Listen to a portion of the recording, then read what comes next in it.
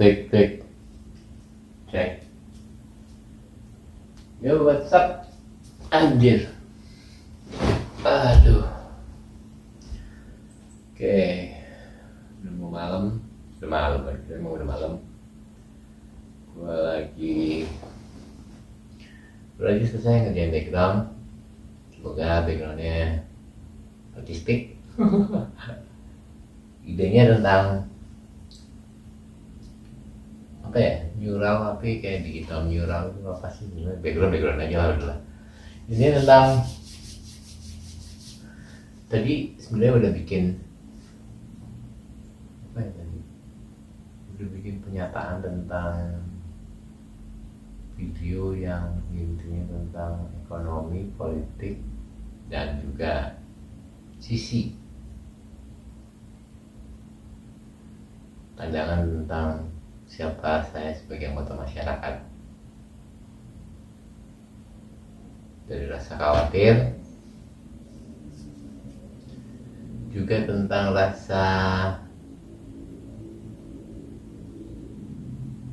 rasanya di eranya Bapak Presiden yang kini kita udah ke Presiden 8 ya, Bapak Prabowo, juga dengan kabinet merah putihnya. Nggak menyangka umur saya juga udah 43. Dalam video ini saya menjurnal pernyataan tentang rasa khawatir tentang porsi proporsional, dimana tentang apa gitu ya. Udah ngaco, udah susah ngerjain background. Pokoknya tentang keadaan video ini. Gue tadi cuma ngobrolin tentang perbedaan antara kabinet itu ya, tentang kayak Abdurrahman Wahid, dimana pokoknya intinya tentang nilai 8.000 kris monetary atau monetary sovereignty yang tadinya nilai rupiahnya tidak seburuk seperti sekarang, dan kalaupun dikait-kaitkan dengan GDP, Bapak Presiden Habibie itu satu-satunya presiden yang bisa menurunkan dengan selisih 2000 turun. Yang lainnya masih tetap naik terus pelan-pelan. Sehingga kayak Ibu Menteri Sri Mulyani, kalau beliau tidak sadar dengan pernyataan perbedaan kabinet Bapak Habibie, dari porsi pertanyaan latar belakang kenapa Indonesia seperti Jakarta itu bukannya tidak bertuan dengan pernyataan siapa kita, hidup dengan cara kita memilih peran apa yang sebenarnya kita mengadopsi peran itu. Sebenarnya bukan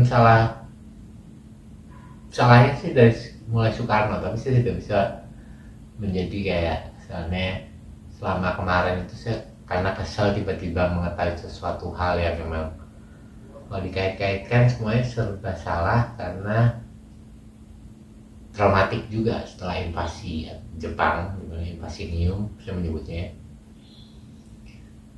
Ada juga Bapak Habibie, Presiden Bapak Habibie itu menteri-menterinya tidak seperti menteri-menterinya kabinet merah putih, menteri reformasi di zaman kala dahulu, berperan dari peranan di mana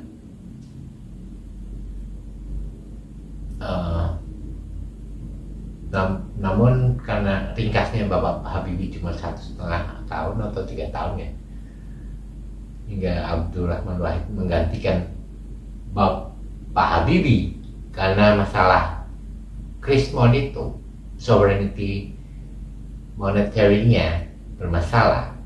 Sedangkan mereka saat itu belum paham juga sebagai politikus, saya yakin pertanyaannya tentang apa.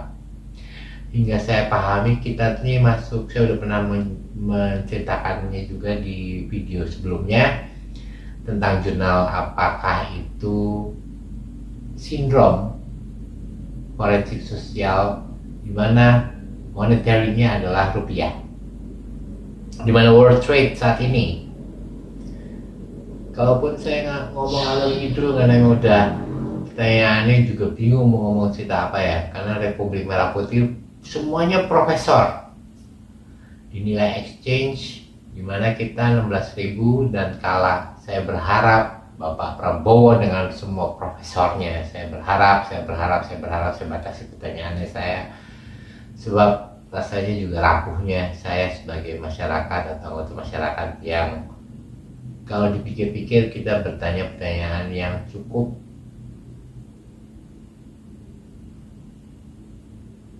membatasi harus diri sendiri dengan cukup bertanya, lebih baik kita melakukan kehidupan yang baik untuk diri kita. Seperti saya berasumsi kadangkala saya tahu urusannya tentang rupiah trading itu sebagai pertanyaan di mana kalau diteliti pertanyaannya tentang ada kaitannya dengan dunia imperialisme.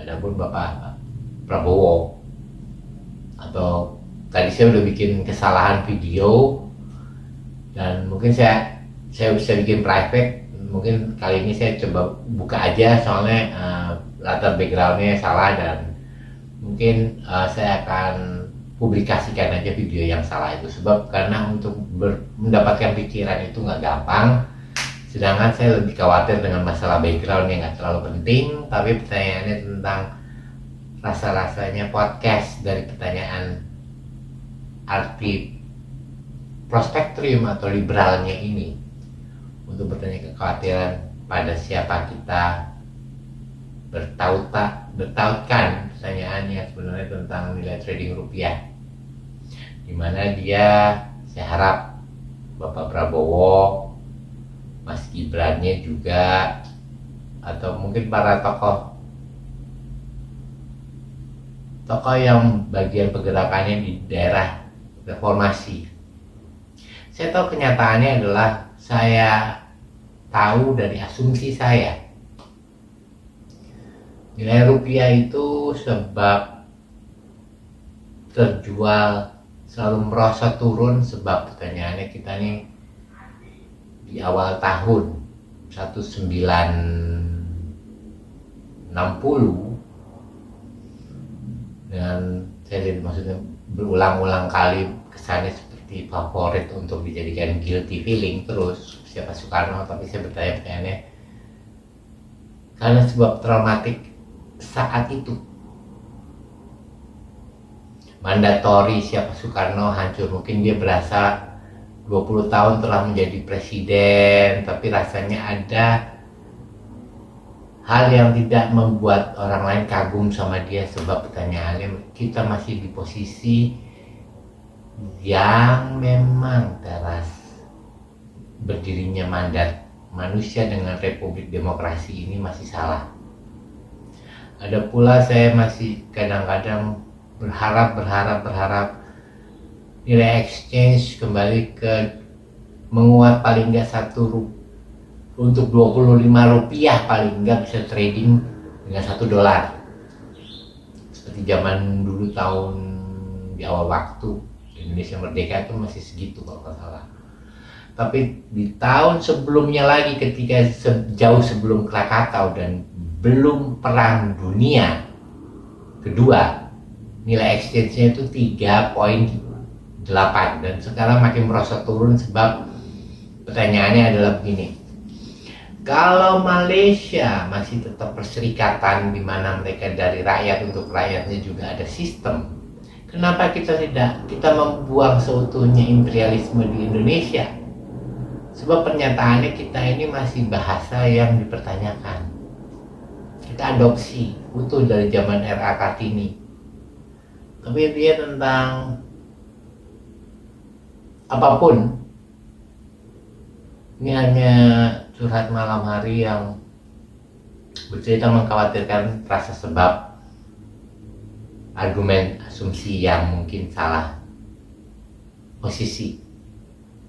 Adapun dengan Bapak Prabowo, dengan kabinet merah putihnya, dengan seharusnya lebih banyak menteri-menterinya yang punya skill atau baca situasi field, on the field where we actually are, adalah situasi yang kalau kena musibah kita bisa diselesaikan persoalan dimana resolve captive-nya apa.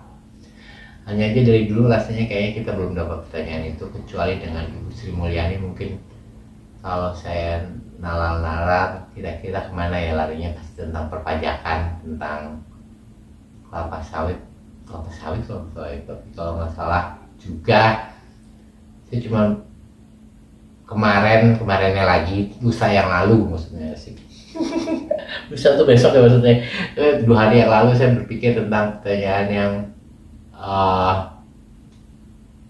apa ya, 2 hari yang lalu itu tentang, saya malam-malam sampai ngomong sendiri tentang pertanyaan tentang nilai rupiah yang Bapak Habibie memungkinkan beliau mendapat hati peranan di seberang, dari seberang Indonesia siapa. Kadang-kala kalau melihat sejauh sampai 3 bulan lewat setelah Bapak Prabowo dilantik nih ya, nilai rupiah masih merasa turun. Saya tahu apa yang akhirnya sebenarnya sesungguhnya juga sesungguhnya asumsi-asumsi apapun prediktif sedekat mungkin rasa takut saya atau khawatir saya, tapi sebaiknya saya juga berperan resolve tidak diberikan dalam gambaran yang sejernih-jernihnya. Video ini pun makanya artinya sia-sia sesungguhnya.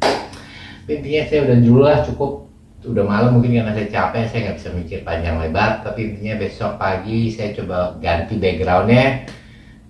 Baru selesai aja pengen nyoba backgroundnya, belum selesai sih backgroundnya, harusnya ada keramaian, ada orang jalan.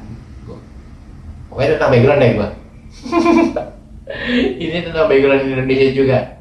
Intinya melintas dari waktu ke waktu. Tahun 1883 kalau nggak salah nilai trading rupiah udah ada.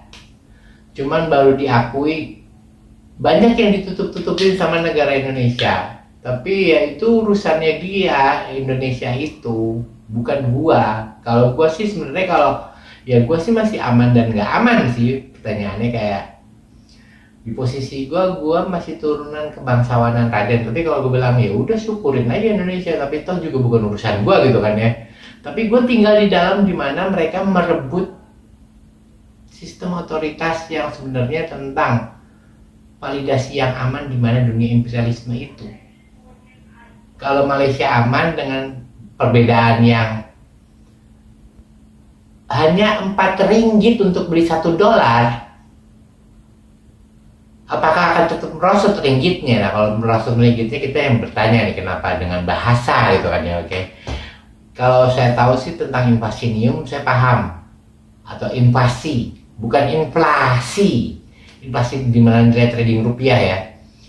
Tapi ada pun juga kiranya kalau saya punya temen ngobrol gitu ya, podcast berdua atau ngobrol apa adanya tentang alur dimana apa yang kira-kira riskan atau harus diargumenkan dalam asumsi datangnya krisis moneter yang belum selesai kunjung tiba, mudah dipahami sebab GDP atau gross domestic product kalau dilihat ranking 20 besar seharusnya kita di posisi aman, tapi posisi nilai trading rupiah sama sekali bukan hal yang aman